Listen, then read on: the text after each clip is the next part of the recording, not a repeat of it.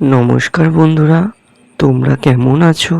কোথা থেকে দেখছো আমার এই ভিডিও? আমাকে অতি অবশ্যই কমেন্ট করো। আজকে আমি এখানে নিয়েছি তালের শাঁস। তালের শাঁসের এই ছিলকাগুলোকে ভালো করে পরিষ্কার করে নিতে হবে, না হলে পেটে ব্যথা করতে পারে।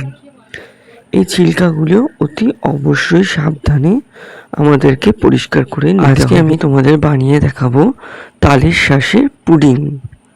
এটি খেতে অত্যন্ত সুস্বাদু এবং শরীর পেট দুটোই ঠান্ডা রাখে। তার জন্য আমাদের এরকম তালের শাঁসটাকে এইভাবে ওর ভিতরে যেই জলটা থাকে ওটা এরকম বের করে নিতে হবে। আমি এখানে অনেকটাই কেটে বের করে নিয়েছি জলটা। তার মধ্যে আমি এখানে আগার পাউডার 1 চামচ দিয়ে দিয়েছি।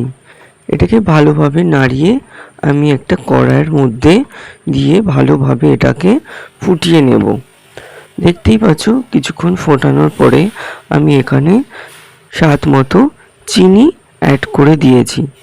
যে যেরকম মিষ্টি পছন্দ করো সে সেরকমই অ্যাড করবে। আর খুব সহজেই এটা বানিয়ে নিতে পারো একদম ঘরোয়াভাবে। তারপর এটাকে আমি ফোটানো যেই জলটা ছিল সেটা আমি এই তালের শাঁসের মধ্যে দিয়ে নাড়িয়ে চাড়িয়ে 10 মিনিট নর্মাল টেম্পারেচারে আমি রেখে দিয়েছি। তারপর 10 মিনিট পরে ফিরে এসেছি। দেখো এটা কত সুন্দর